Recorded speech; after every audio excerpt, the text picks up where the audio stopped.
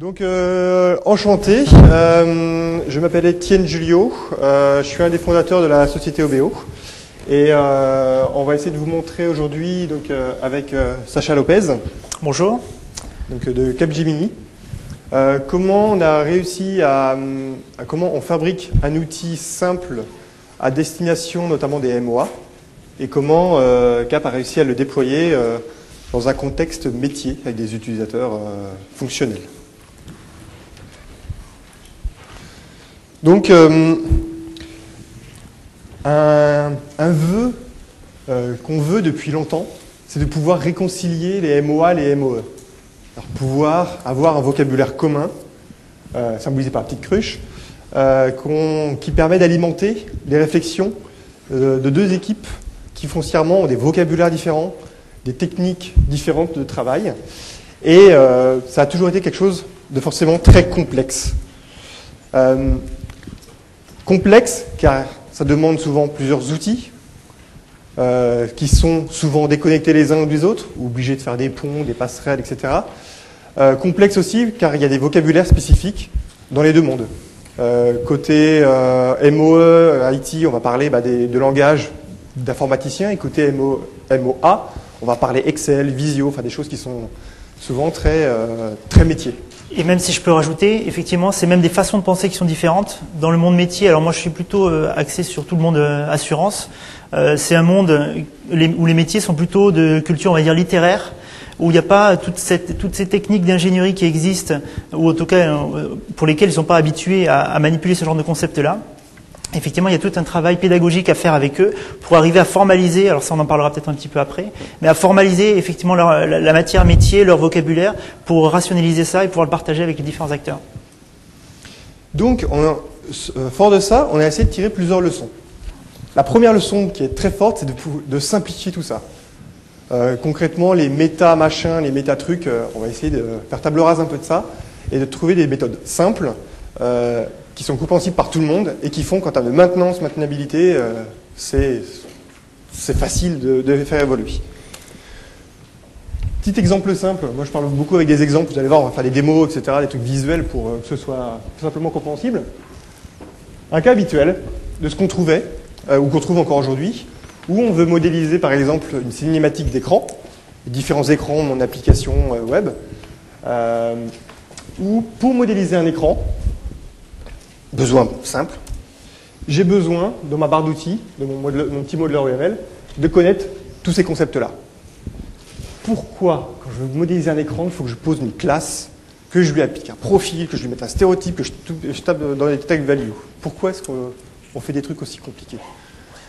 Donc l'objectif de ce que je dis, c'est pas de remettre en cause l'UML. L'UML, ça peut être bien quand on fait de l'UML, mais c'est faire de l'UML pour ce qui ça n'a pas été fait, en mettant des profils dans tous les sens, c'est un non-sens complet. Donc l'objectif maintenant, c'est d'essayer de faire des choses qui sont normales, qui est quand je veux créer un écran, j'ai dans ma palette d'outils un écran, je pose un écran, je pose sémantiquement un écran. Je pose un widget, je pose un widget, pour de vrai. C'est l'exemple sur la cinématique, mais on va le retrouver sur plein de domaines. On va le retrouver sur l'architecture système, on va le retrouver quand on fait de l'urbanisation. On va prendre un vocabulaire très simple et directement câblé sur le métier. À ce moment-là, on parle d'un DSL, donc un Domain Specific Language, donc un langage dédié à un domaine. Ce n'est pas quelque chose de nouveau, c'est quelque chose qu'on retrouve régulièrement. Un exemple simple, c'est la musique. Vous avez un langage spécifique pour la musique, qu'on retrouve là, une tablature, et vous avez différents DSL spécifiques pour, par exemple, la guitare. Ça va être une partition un petit peu dédiée aux gens qui font de la guitare. Vous allez retrouver ça pour la trompette, etc. Différents types de langage. Vous allez retrouver aussi pour d'autres choses qu'on côtoie régulièrement, pour les techniques SQL, base de données et autres. On ne va pas utiliser tout le temps du Java, un langage générique, mais des langages spécifiques. La différence avec les approches modèles sur les DSL, c'est que derrière, on a des formats standards et des formats qui sont ouverts, qui permettent après des outillés avec, par exemple, des syntaxes textuelles qui sont très simples. Il n'y a pas besoin d'être un informaticien chevronné pour réussir à comprendre que là, je modélise une entité. Ou des représentations graphiques. Et des représentations graphiques directement câblées sur mon petit DSL. Une deuxième leçon qu'on a essayé de retirer de toutes nos expériences, c'est qu'il faut savoir s'adapter. Donc s'adapter, c'est-à-dire de pouvoir facilement à des équipes projets sans être un expert de MDA plus en 12 ans d'expérience pour réussir à fabriquer un atelier, mais d'être capable de facilement fabriquer son atelier de conception. Donc on s'est appuyé sur une technologie qui s'appelle GMF, sur lequel OBO est aujourd'hui le plus gros contributeur et qui est fait historiquement par Borland et IBM, qui permet de représenter graphiquement des éléments et sur lequel on travaille via du code, des plugins Eclipse, pour réussir à fabriquer ces modeleurs. Et on a fourni un ensemble de paramétrages qui permet, via des paramétrages, sans besoin de développer, de fabriquer ses propres modeleurs, du coup très facilement adaptables, parce que le niveau de compétence est relativement bas pour fabriquer ces modeleurs. Et donc on a packagé ça dans un outil qu'on appelle OBO Designer. Et je vous propose d'en faire une petite démo. Hop là. Si je trouve mon environnement. On va partir d'un premier exemple. Dans mon exemple, comme on n'a pas forcément beaucoup de temps, j'ai déjà défini un petit langage. Un petit langage permet de définir la cinématique d'écran, l'exemple dont j'ai pu parler au début. Pour l'instant, il n'est pas encore graphique. On va juste remarquer qu'on a des scénarios. Au sein de mes scénarios, je retrouve des écrans. Que mes écrans ont des passwords, des checkbox, des actions, etc. Et là, en l'occurrence, on va retrouver des text fields, des éléments. À chaque endroit, on voit que c'est quelque chose simple.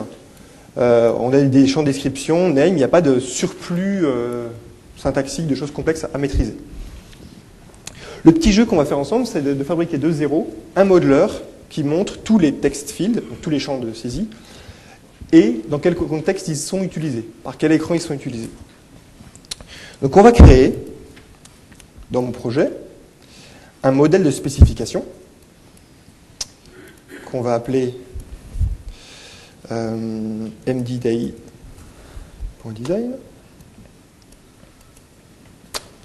Au sein de ce modèle, on va être capable du coup de centraliser tout ce qui définit mon diagramme, mon environnement de conception. Et démo. Donc à chaque fois, ça se passe de la même façon. On fait un clic droit, nouveau, et on a des éléments qui sont dessous. Donc le premier, ça va être une notion de point de vue. Cette notion de point de vue, c'est une réelle innovation qui arrive aujourd'hui dans les outils de modélisation.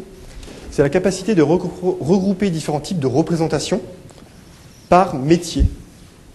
Donc par exemple, un point de vue pour les DBA, un point de vue pour les architectes safety, un point de vue pour les gens qui font de l'analyse de temps réel, par exemple.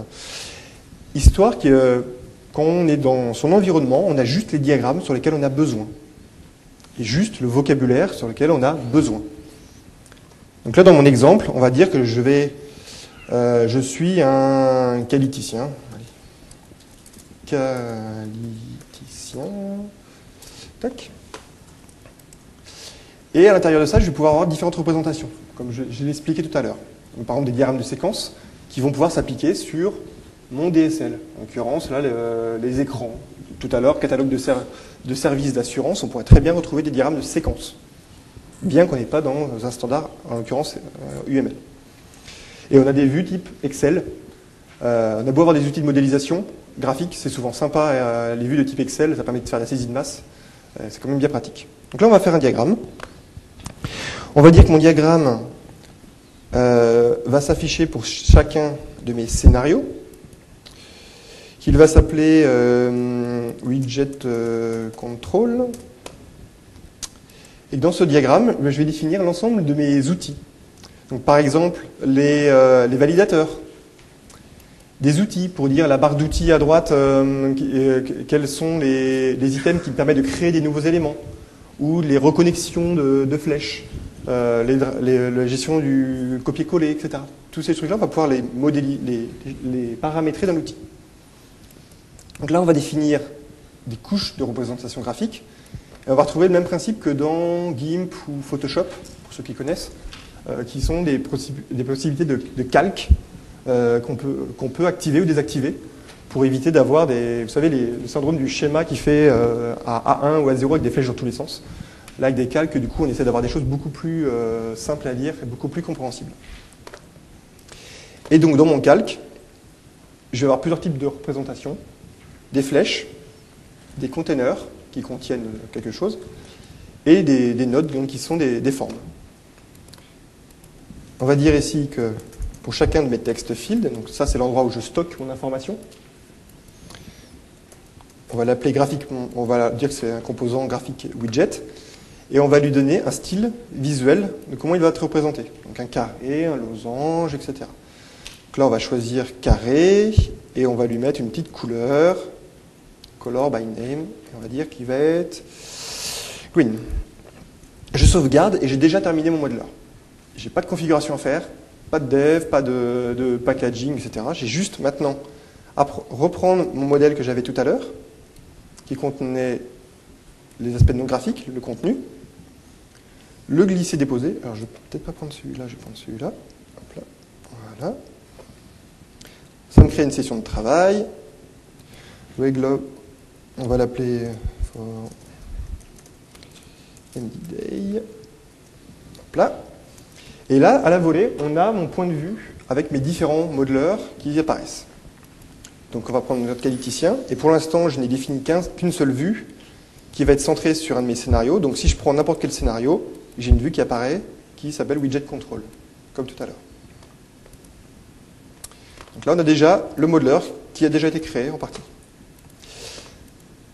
On n'a pas terminé. Pour continuer, on va vouloir représenter les écrans et comment ils sont utilisés. Donc on va créer un conteneur pour mes écrans. Screen. Voilà mes écrans. On va dire que son style, c'est un gradient qui va de gauche à droite. On va laisser par défaut. Je sauvegarde, je reviens ici, je fais en gros F5. Mes écrans apparaissent. Pour l'instant, du coup, dans mon scénario, j'ai tous les text fields à la queue leu, tous mes écrans à la queue leu. Ça ne donne pas encore une bonne information. L'information qui va me manquer, c'est une flèche qui me permet de dire mon écran, une flèche qui va des écrans au widget, et comment je passe de l'un à l'autre. À ce niveau-là, j'utilise la syntaxe de mon DSL, donc c'est moi qui ai défini dans mon langage que des écrans contenaient des widgets, et que le lien de contenance s'appelait own widget avec un i derrière. C'est ici qu'on retrouve l'adhérence finalement au langage. Si j'avais mis de l'UML, ce serait autre chose à ce niveau-là, mais graphiquement, on aurait la même représentation. Et pareil, pour la flèche, on va retrouver un style qu'on va pouvoir mettre par exemple en pointillé. Je retourne dans mon modèle, je fais F5, je réarrange pour que ce soit joli. Et voilà, je vois donc déjà mes widgets et qui les utilise dans mes écrans. Partie de là, il va me manquer une dernière étape pour vous convaincre de l'approche qui est intéressante, ça va être de rajouter du métier. Alors rajouter du métier, ça va être par exemple de dire que le champ description c'est quelque chose d'important et que j'aimerais bien le mettre en valeur. Donc pour ça, dans mon champ widget, je vais rajouter un style conditionnel pour dire si le champ description est nul, alors graphiquement tu vas me faire une forme de type triangle. Allez, on va faire rapide. Et je reviens. Donc là maintenant, je vois très facilement les champs qui sont en triangle. Et je me rends compte que celui-là, il faut mettre une description, prénom, tac, je le fais, et hop, il change de forme en instantané. Donc là où ça devient rigolo, c'est que petit à petit, en fait, on va outiller une méthode. Vous définissez d'abord une méthode, et à partir de cette méthode, vous avez l'ensemble de votre cycle projet, vous créez l'outil qui correspond. Du coup, vous avez vraiment un outil qui colle à votre méthode. Et vous n'êtes pas obligé de tout réinventer. L'outil vient avec toutes les formes habituelles, les types de diagrammes habituels, pour ne pas réinventer la roue.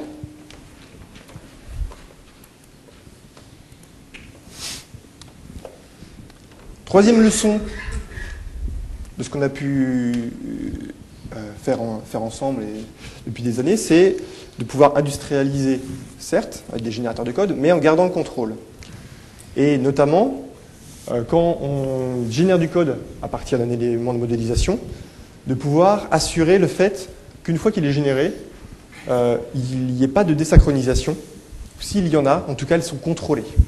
On a mis en place des outils de traçabilité qui permettent d'avoir des marqueurs au sein de l'éditeur Eclipse sur tout élément qui a été modifié dans le code généré, par exemple, avec la capacité de remonter dans le modèle, de remodifier l'élément de modélisation ou de remonter dans le template de génération de code très facilement. Pour fabriquer les générateurs de code, on utilise une techno qui est assez connue depuis pas mal d'années qui s'appelle Axeleo, où on voit donc la nouvelle syntaxe de la version 3 qui est sortie au mois de juin, qui est maintenant deux choses principales. D'une part, qui est au sein de Eclipse officiellement, comme un projet de la fondation Eclipse, et quand vous utilisez la dernière version d'Eclipse, vous l'avez de base. Et deuxièmement, une implémentation d'un standard de l'OMG qui s'appelle Mof to Text Language, qui standardise la syntaxe. Et Axeleo est l'implémentation de référence là-dessus. Et donc, en faisant cette version 3, on en a profité pour faire plein d'outils qui facilitent la vie des gens qui fabriquent des générateurs, dont par exemple des débuggers, des profilers, la possibilité de faire un peu de l'orienté aspect pour surcharger des générateurs existants pour faciliter le déploiement, etc., etc. Il y a des outils de refactoring, beaucoup, pour partir d'exemples de code que vous avez déjà pu mettre en prod, et à partir de ces exemples de code, fabriquer le générateur. On a beaucoup travaillé sur cet aspect-là. Donc ça s'applique pour la génération de code. Ce qui est intéressant, c'est que par rapport à l'approche que j'ai pu montrer tout à l'heure et qui va être montrée tout à l'heure par Sacha, c'est qu'on a un modèle commun, métier, qui peut être réutilisé par les gens de l'IT pour justement générer de la documentation, des specs de conception, mais également du code source. Donc on a vraiment quelque chose qui devient beaucoup plus souple. Et en termes de processus agile, on évite les cassures dans le cycle de développement.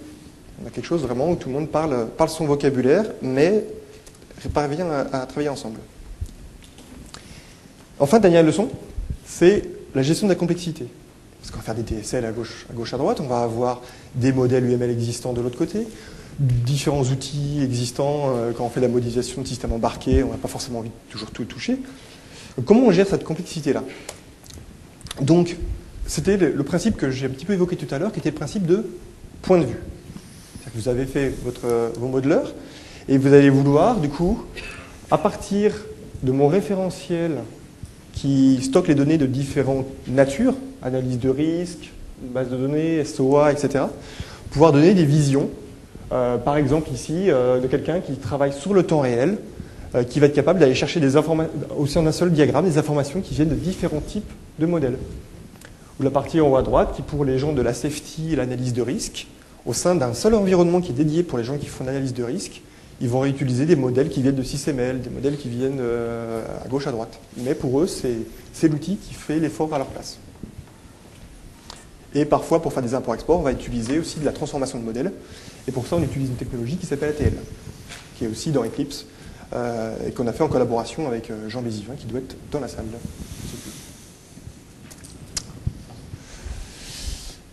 Au sein du système d'information, cette glue qu'on a pu faire, on la propose via une implémentation de TOGAF. Donc TOGAF, c'est un standard qui est aujourd'hui en train de s'imposer au niveau mondial et en France pour tout ce qui est architecture d'entreprise. Le principe, c'est au sein du même environnement, d'être capable d'adresser les besoins des directions.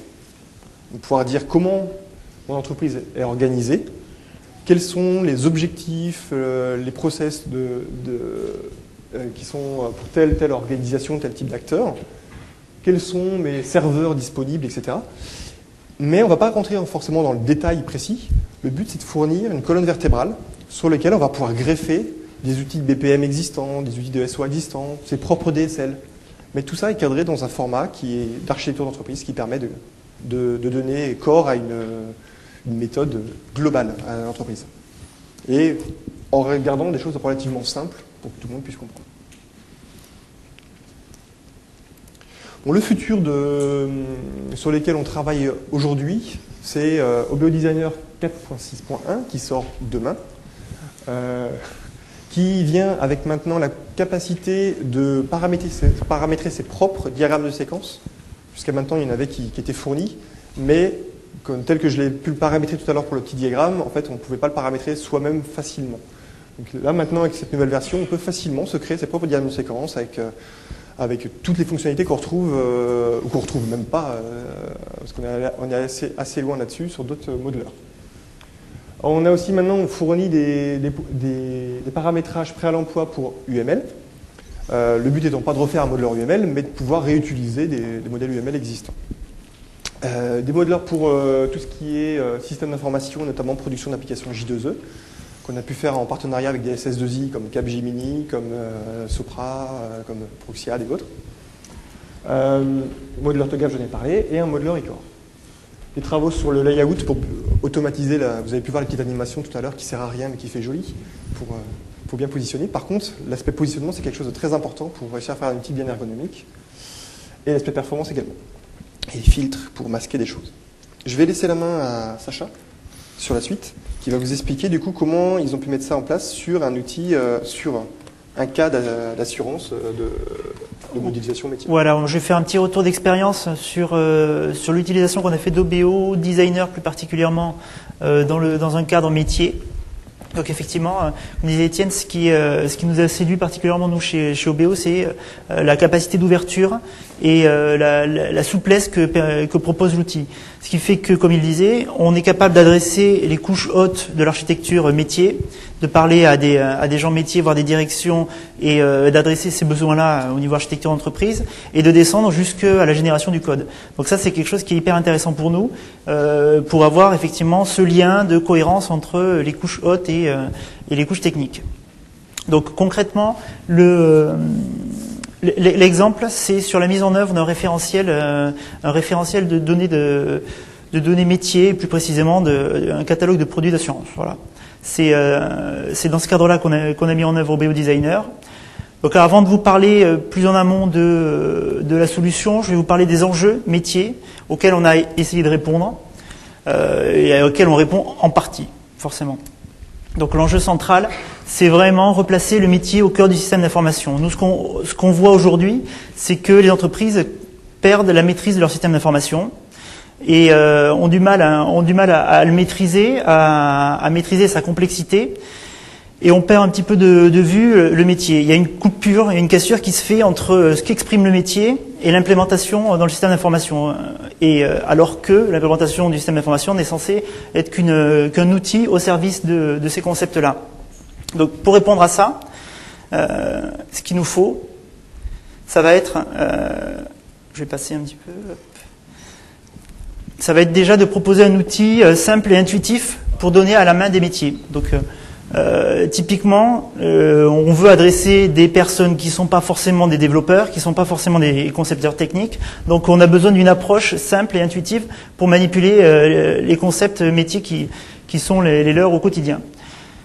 En faisant ça, ça veut dire que concrètement, on va laisser, donc dans notre cas, on va laisser à la main de personnes qui ne sont pas informaticiennes la gestion du référentiel de leur catalogue de produits. Donc c'est les gens du métier qui eux-mêmes vont manipuler à travers des modèles leur catalogue de produits et pouvoir mettre en œuvre de nouveaux produits. Si on devait exagérer, le but c'est que ce soit aussi simple que Excel finalement. Voilà. En plus puissant.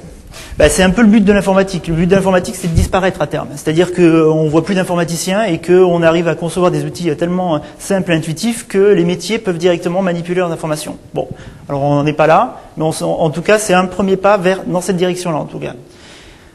En faisant ça, on répond à un enjeu d'agilité. Ça, c'est quelque chose qui revient tout le temps. L'agilité, le time to market, pouvoir mettre en place des nouveaux produits plus rapidement, être plus rapide que la concurrence, parce que forcément, en plus, dans le domaine des services, c'est hyper important. C'est hyper important d'être rapide dans la mise en œuvre d'un nouveau produit. J'ai envie de dire même plus que d'être innovant dans les produits. Il faut, si on est suiveur, en tout cas, il faut être suiveur très rapidement.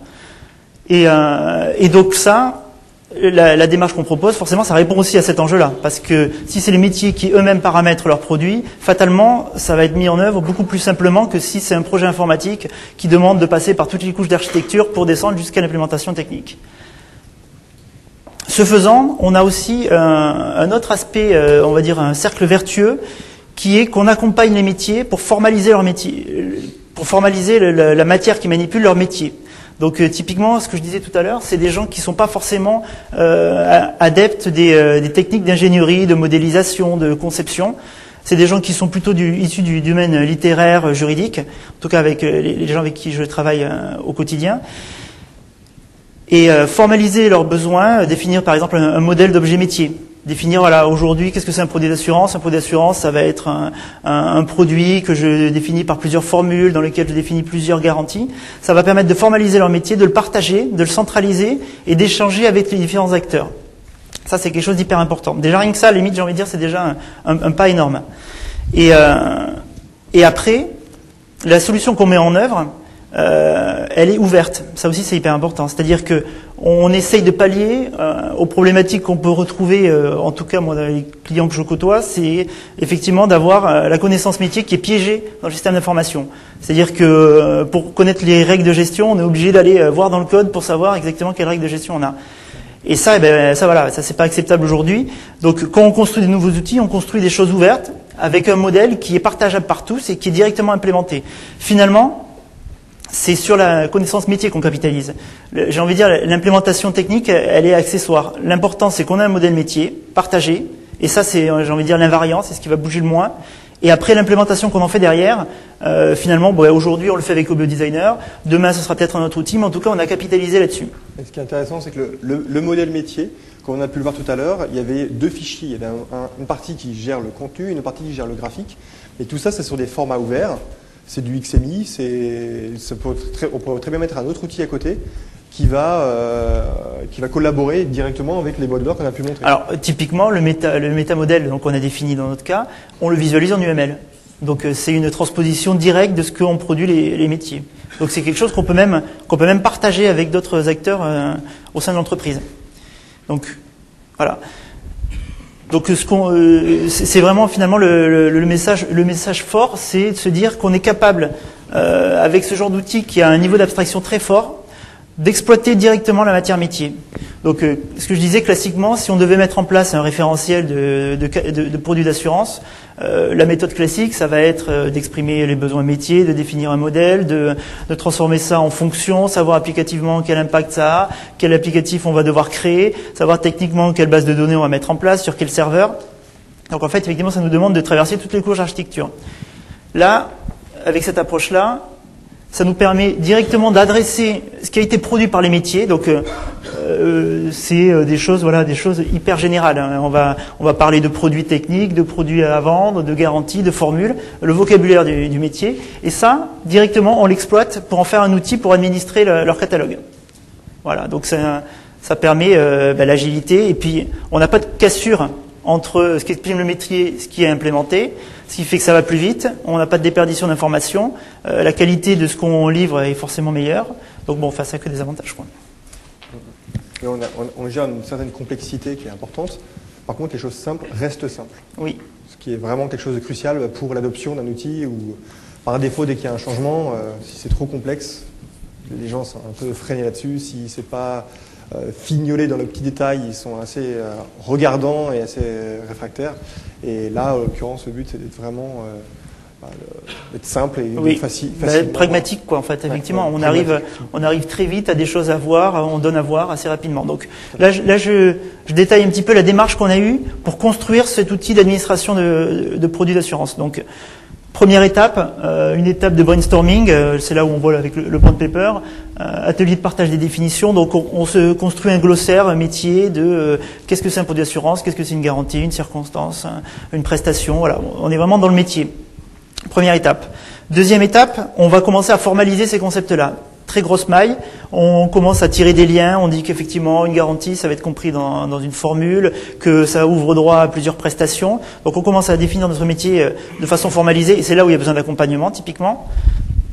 Sauf que l'écueil dans lequel on est tombé assez rapidement, c'est que les gens qu'on avait en face de nous avaient une capacité d'abstraction qui était forcément limitée parce que c'est pas leur métier de construire des modèles. Donc à force de manipuler des concepts abstraits, il y a un moment où on les perd en fait.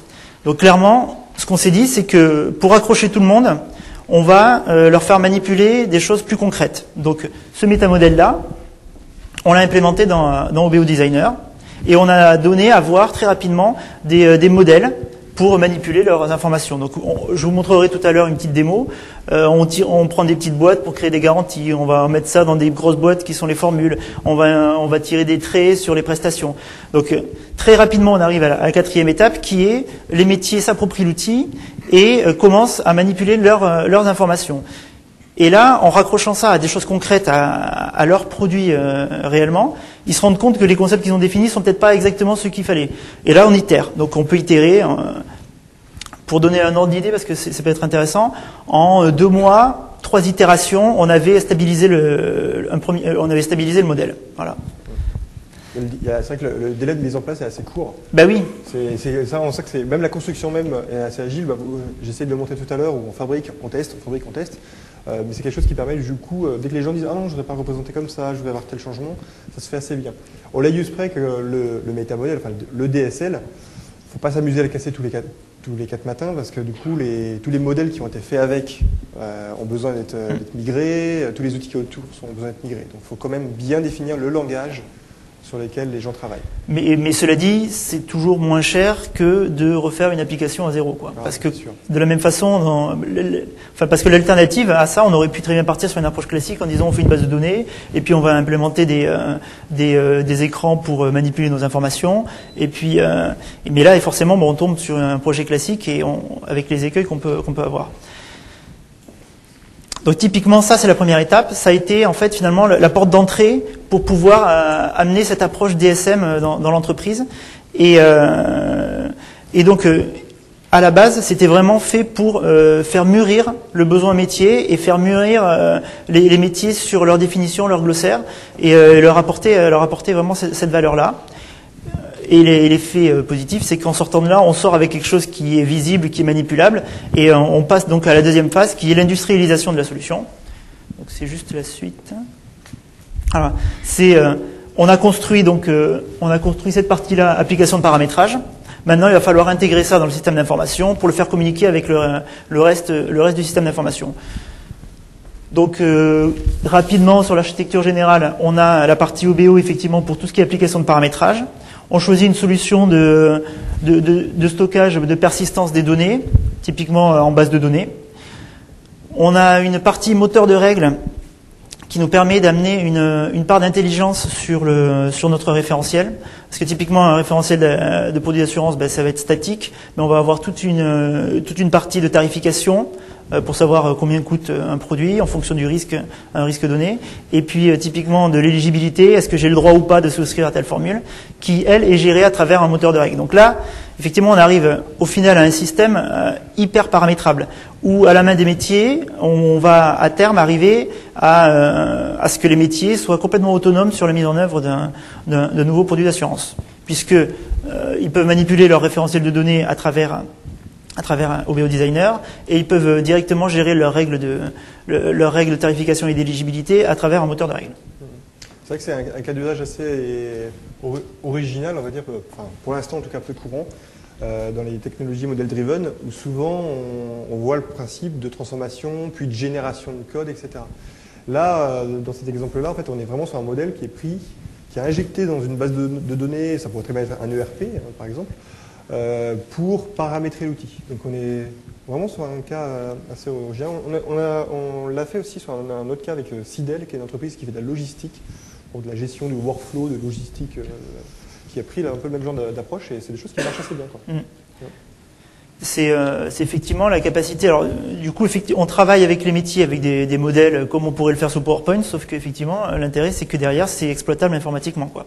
Et du coup, on peut l'exploiter directement pour avoir les informations, ou faire de la génération derrière. Tout à fait. Donc, je vais peut-être concrètement montrer ce que ça peut donner. Alors.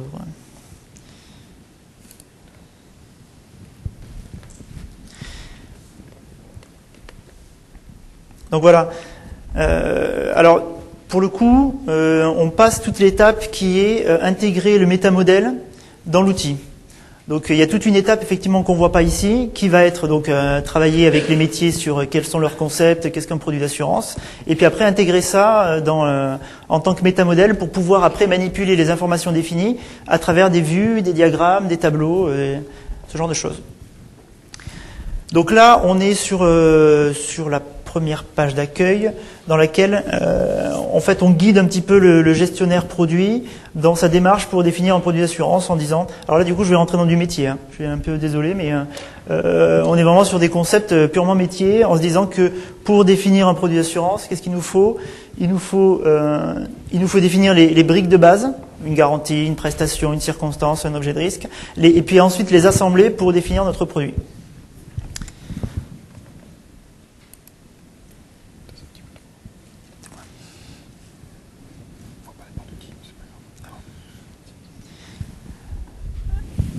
Donc là, on retrouve directement utilisables les concepts qu'on a définis avec nos métiers. Donc on retrouve notre objet de risque, notre circonstance, notre risque couvert.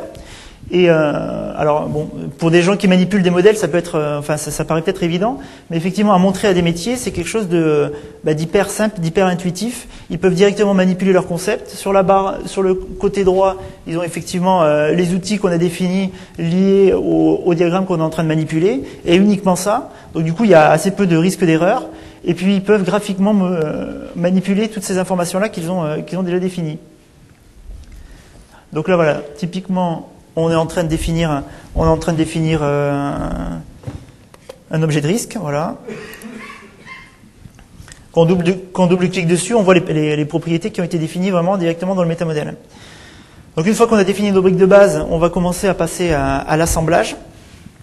Donc au niveau de l'assemblage, là, on a défini pour l'exemple deux produits, un produit d'assurance auto, un produit d'assurance habitation, dans lequel effectivement on a choisi de représenter typiquement les partenaires à l'intérieur du produit.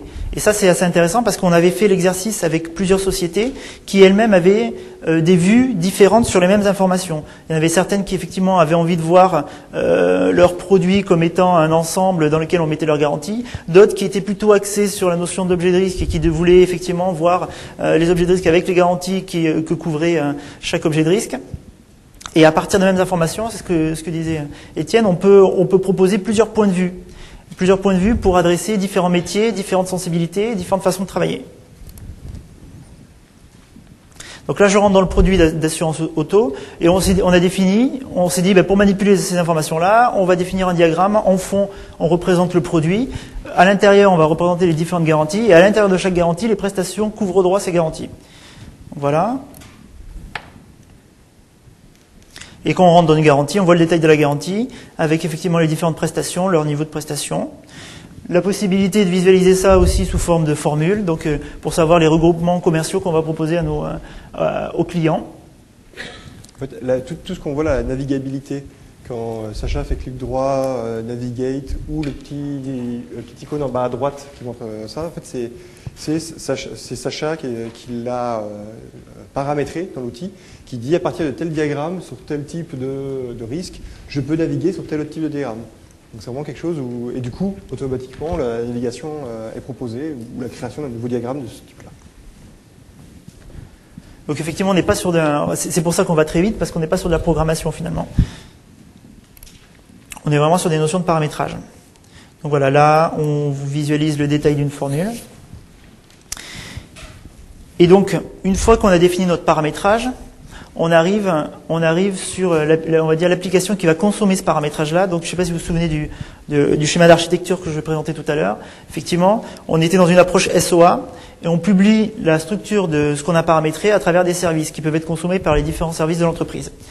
Donc, typiquement, ici, on illustre ça avec une application de distribution classique d'assurance. Donc une application de distribution d'assurance, ça veut dire c'est classiquement découpé en plusieurs étapes. Pour faire très simple, c'est assez schématique, mais on découvre le risque tout d'abord. Ensuite, on va choisir la formule et puis on va souscrire. Ce qui est intéressant aussi de voir, c'est que cette application-là, juste à titre illustratif, elle a été générée en fait à partir du paramétrage qu'on a vu tout à l'heure. C'est-à-dire que effectivement, on peut exploiter ce qu'on disait, le paramétrage qu'on a réalisé pour directement générer du code. Mais c'est même pas tellement le propos. Le plus important, ça va être juste après. Donc là, première étape, on décrit notre risque, on décrit la personne concernée. Et ici, on retrouve le paramétrage qu'on a déjà réalisé. Donc, je ne sais pas si vous vous souvenez, mais on avait paramétré 3 formules, tiers, tout risque et sérénité plus, dans laquelle on définit différentes garanties, avec des niveaux de garantie, des prestations, et des garanties ouvertes selon les cas pour chaque formule. Donc la vision statique, c'est le catalogue, donc nous renvoie par rapport à ce qu'on a paramétré la structure de notre produit. Et la vision dynamique et l'intelligence, ça va être de rajouter en plus le fait que selon le risque que j'ai rentré, j'ai décrit des règles d'éligibilité métier qui me disent la cylindrée qui a été renseignée pour le véhicule est de plus de 3500 cm3, donc typiquement la formule tiers est interdite. Et le tarif qu'on voit en haut, c'est de la même façon, c'est un tarif qui est défini à travers le moteur de règles et qui s'alimente des informations qu'on a définies. On a dit qu'effectivement pour la garantie dommages corporels dans le cas d'un véhicule de plus de 3500 cm3, elle va être de temps. Et effectivement, tout est... du coup, on arrive à un système hyper paramétrable dans lequel on répond à l'enjeu d'agilité qui est de dire, là pour le coup, on revient sur le paramétrage en disant, demain, j'ai envie de modifier mon système, j'ai envie de modifier mon produit, de rajouter une nouvelle garantie parce que la concurrence fait du prix de véhicule et moi je l'ai pas encore mis en œuvre. Aujourd'hui, typiquement, ce genre de problématique, pour l'adresser, c'est des projets informatiques lourds à mettre en place parce qu'il faut faire du développement, il faut taper dans le système d'information existant. Là, ce qu'on dit, c'est qu'effectivement, on est sur un niveau de paramétrage hyper élevé dans lequel on a juste à rajouter donc notre nouvelle garantie, définir tous ses attributs. Donc pour notre produit assurance auto, notre prêt de véhicule, on va définir les prestations qui lui sont associées.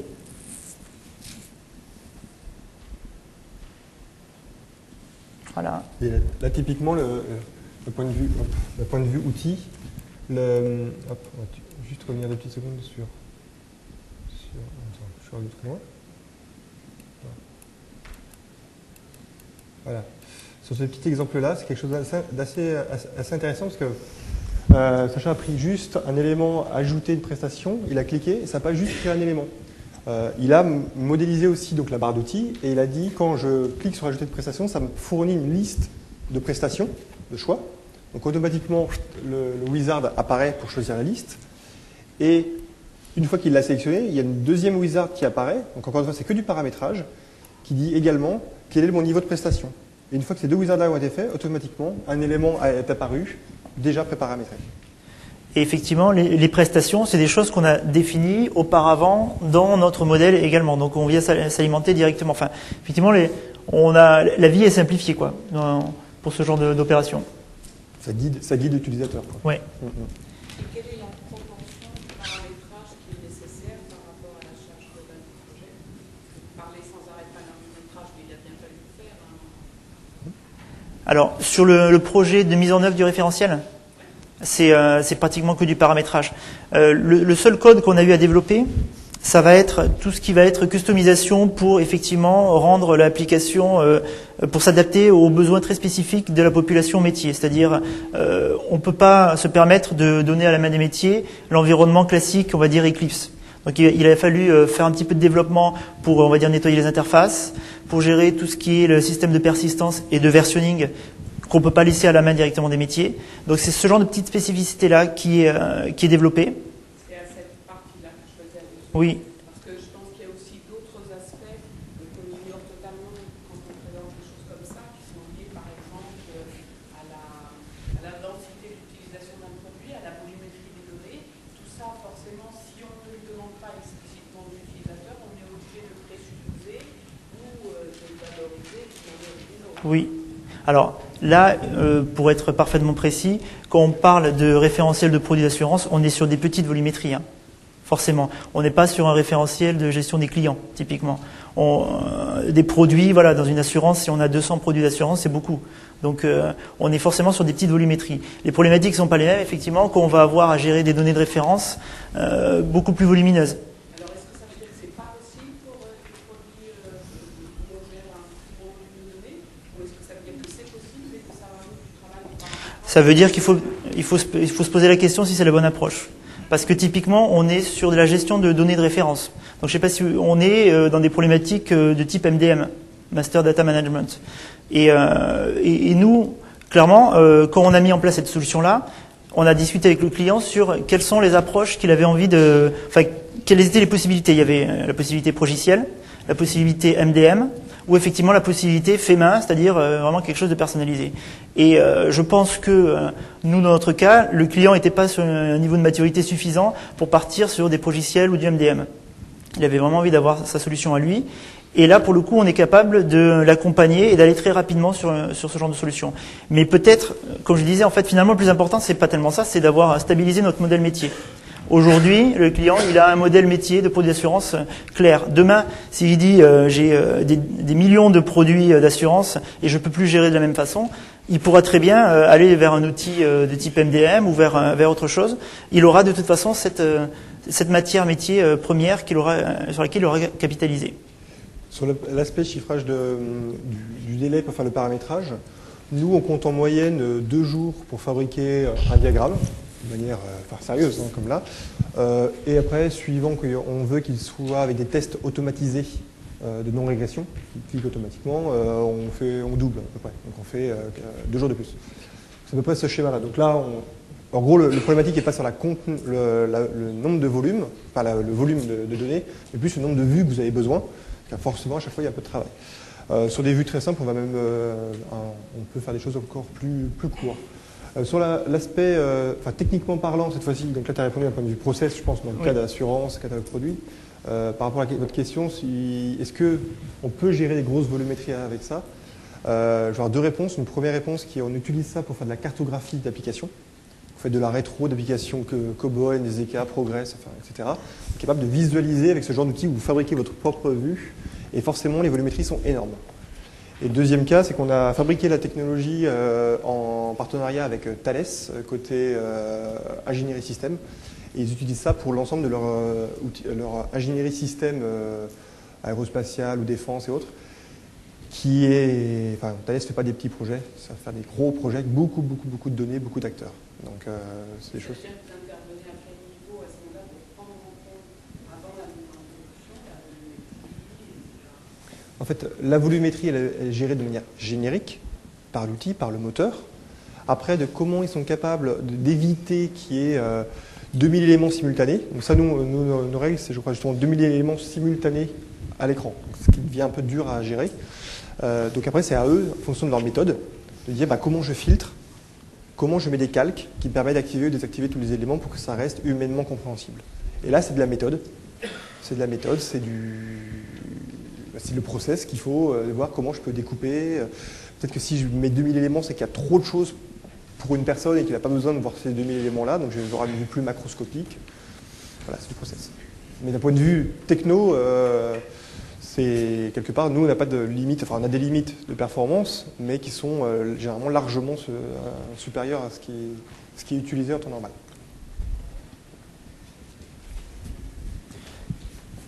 N'hésitez pas si vous avez d'autres questions à intervenir. En mode agile, incrémental, tout ça, c'est un peu la thématique. Donc là, pour finir l'exemple, donc là j'ai rajouté ma garantie, je suis content, je l'ai mis dans toutes mes formules. Et maintenant je reviens sur mon application de distribution. Et au miracle, je vois apparaître ma nouvelle garantie, paramétrée correctement par rapport à ce que j'ai renseigné dans mon outil de paramétrage.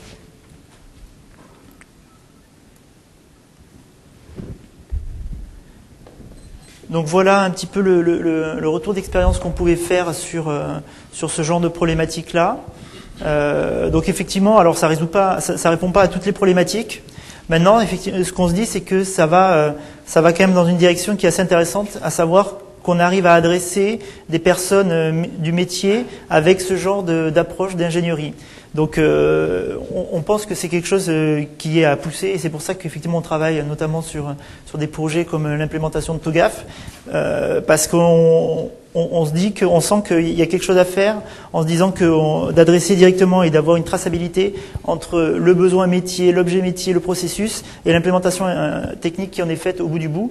Et avec ce genre d'outil qui reste hyper ouvert, on est complètement capable d'aller dans ce sens-là. Ce qui est sympa, c'est que nous, on vient OBO en tout cas, on vient plutôt du milieu des développeurs, de Eclipse, la programmation. Et en fait, on va vers ce monde de l'architecture. Donc, ce qui permet finalement, à travers un outil qui aujourd'hui fait référence sur le marché qui est Eclipse, basé sur de l'open source des formats ouverts, d'avoir une pile complète du sol au plafond, d'une architecture cohérente et entièrement adaptable. Donc c'est quelque chose qui est aussi assez sympa et qui permet de fluidifier, d'avoir des choses plus simples. L'exemple type, quand on regarde la pile complète, c'est que vous êtes un développeur, vous modifiez votre méthode, il faut réouvrir votre modeler, aller à la recherche dans le fin fond du modèle, du bon élément qui va faire votre nommage. C'est de la perte de productivité et du manque d'agilité notable, quoi. L'intérêt, c'est que vous êtes dans votre environnement, le même, le Eclipse. Vous êtes capable tout de suite, dans votre code, de modifier. L'outil vous dit, attention, il y a eu un changement. Il vous propose de remonter dans votre modèle de conception technique. Vous modifiez dans votre modèle de conception technique et après, vous avez une analyse d'impact qui peut vous faire remonter ça dans un modèle d'architecture derrière. Et tout ça se fait de manière fluide, incrémentale et agile. J'ai réussi à le caser. Merci. Merci.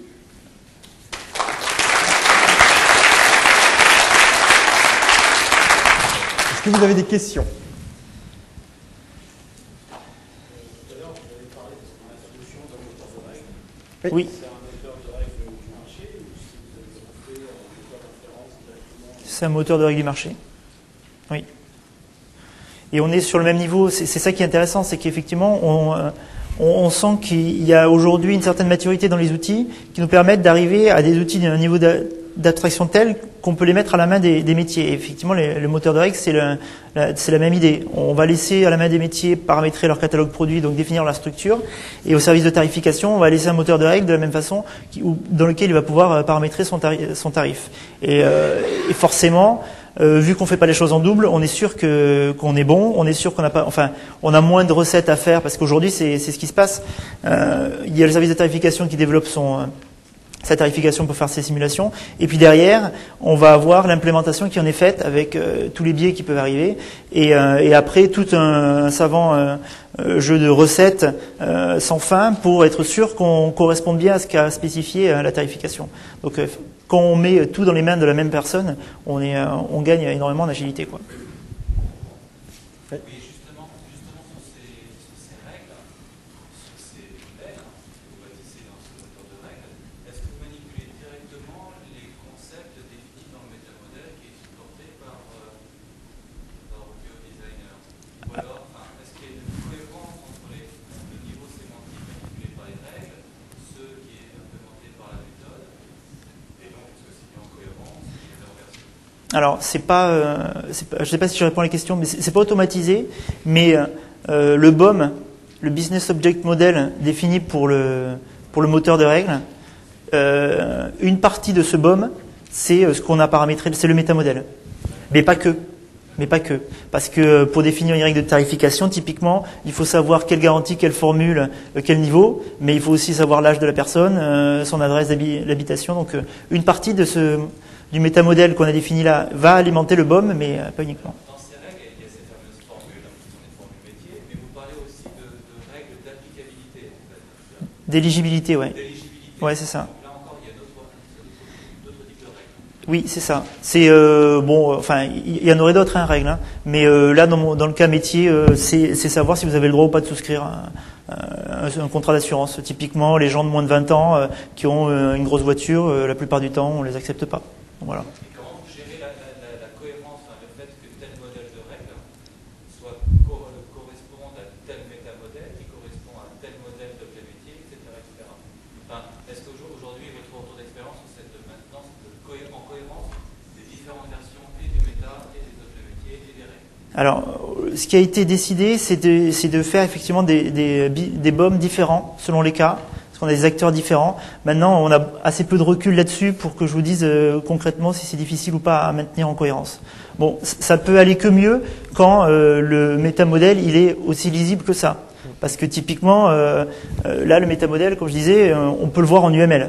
Donc on est capable presque automatiquement de l'intégrer dans le BOM de notre moteur de règles. Maintenant, j'ai assez peu de recul là-dessus pour vous dire si effectivement on a des problématiques de gestion des cohérences entre les deux. En fait, on aurait pu aussi avoir l'option de tout stocker les règles directement dans le modèle et de rajouter, comme j'ai pu le montrer un petit peu d'intro, une syntaxe par exemple soit textuelle qui définit un langage métier de gestion des règles. Donc pour ça, on utilise un projet qui est compatible avec ce que je vous ai montré qui s'appelle Xtext, qui est un projet au sein de la Fondation Eclipse. Ou alors une vue graphique style BPMN, diagramme d'activité, ce que vous voulez, mais directement sur le DSL d'assurance. Donc c'est au choix, c'est de l'intégration finalement. Ça c'est un choix, effectivement, il y a la possibilité de faire du DSL textuel directement et effectivement intégré, mais c'est pas ça qui avait été choisi. D'autres questions? L'application métier là qu'on voit, elle est générée avec quoi exactement? Avec Axeléo. Axeléo. Oui. En fait, c'est pas Axeléo. C'est l'outil le plus connu de la planète. C'est en fait, parce que je vous ai pas tout montré du coup, mais en fait, pour un objet de risque donné, on était allé jusqu'à paramétrer effectivement les informations nécessaires. Et du coup, à partir de ça, on peut générer directement des écrans qui vont permettre de renseigner ces informations-là. Voilà. C'est un outil en fait, qui permet de facilement fabriquer ses propres générateurs, comme vous avez pu le faire. Donc, qui a été présenté l'année dernière et l'année d'avant, donc on n'a pas remis le focus là-dessus cette année. Notre but, c'est que vous ayez des nouveautés aujourd'hui.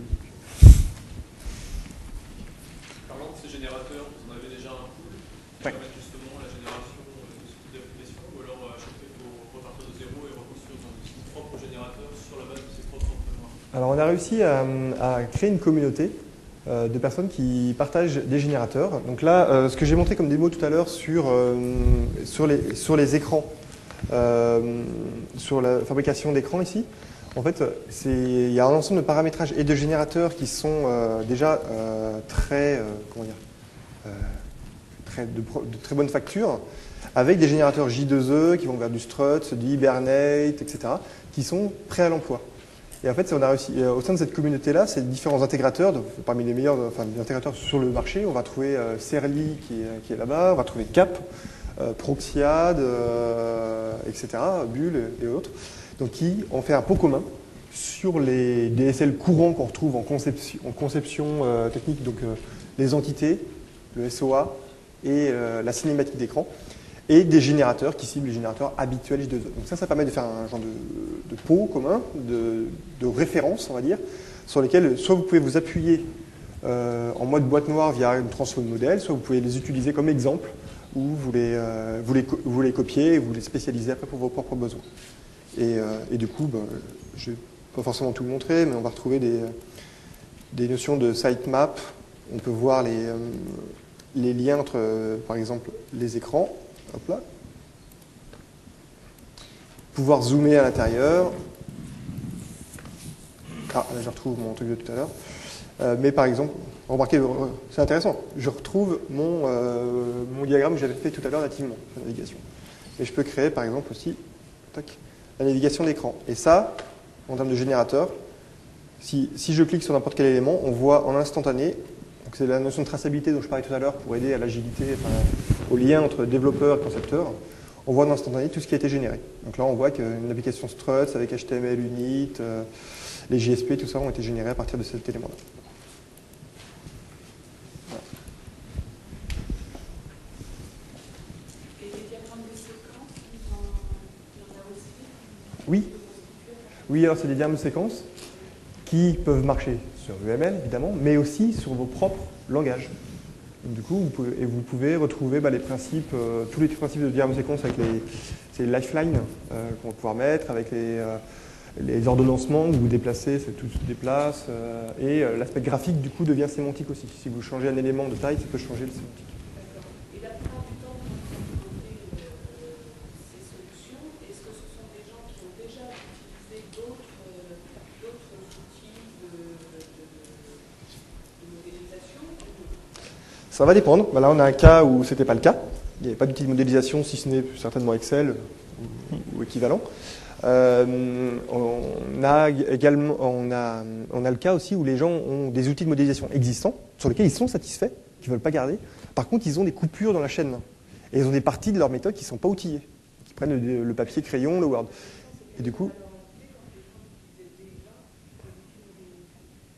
ça permet de combler les manques. Ça permet d'avoir quelque chose de cohérent du début à la chaîne et de fournir, plutôt d'avoir des outils boîte noire de modélisation, d'avoir un outil qui permet d'avoir des vues transverses, vous voyez, qui va aller chercher des informations à gauche à droite. Et de manière anecdotique, avoir un outil qui permet d'en remplacer plusieurs, ça coûte moins cher. Là, en l'occurrence, ça coûte moins cher. D'un point de vue purement ROI, c'est pas cher.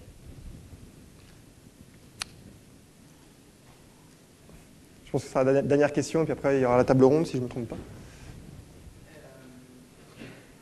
tout à l'heure la possibilité de nouvelles fonctionnalités de la version 4.6.1, Mhm. et la possibilité d'avoir un positionnement, un layout.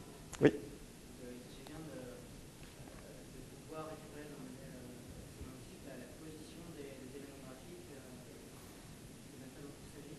Alors, le layout, là, on a travaillé, c'est sur un besoin déjà tout simple. C'est le fait que quand on layout comme tout à l'heure, le layout c'est le positionnement automatique. Vous voyez là j'ai ouvert le diagramme, automatiquement il s'est positionné de manière à peu près lisible. Seulement, un besoin tout simple, c'est si je déplace un élément, parce que je considère qu'il est mal placé, hop là, je le déplace, et après j'en crée d'autres, je veux layouter, l'élément que j'ai déplacé manuellement ne sera pas bougé. Et en fait c'est un besoin tout simple, mais d'un point de vue outil, on n'a pas envie de bouger l'élément que j'ai fait à la main, quoi. Donc ça c'est déjà une fonctionnalité qu'on a pu mettre. Ensuite, quand on a des ports sur les bords, il y a des travaux pour que les ports soient le plus proches les uns des autres pour éviter que les fils passent les uns un petit peu partout. On a aussi un layout de type organigramme, donc descendant. Et après, sur les API pour créer ses propres layouts, en fait, c'est simple, on s'appuie sur GMF, donc un framework Eclipse. Et donc en fait, on attaque directement les API GMF. Et on a travaillé dans le projet open source parce qu'il y avait des problèmes, des bugs ou des manques pour l'améliorer aussi à ce niveau-là. Ça répond à ta question ? C'est intéressant, en fait, ma question en dit plus, c'est de récupérer le positionnement des éléments graphiques dans le modèle. Alors aujourd'hui, le positionnement, on a toujours deux fichiers. Un fichier qui décrit le contenu, un autre qui décrit le modèle. Et le modèle, c'est un fichier XMI, le diagramme, pardon. Le diagramme, c'est un fichier XMI qui contient l'information de positionnement graphique. Et donc on peut taper soit dans le modèle, soit on a des API qui permettent de le faire. Alors, ce que les API permettent précisément, là, je ne connais pas votre niveau technique, monsieur Cédric Vidal, mais c'est lui qui était l'année dernière avec nous. Mais bon, on pourra regarder avec les personnes à OBO. Merci beaucoup. Bonne table ronde.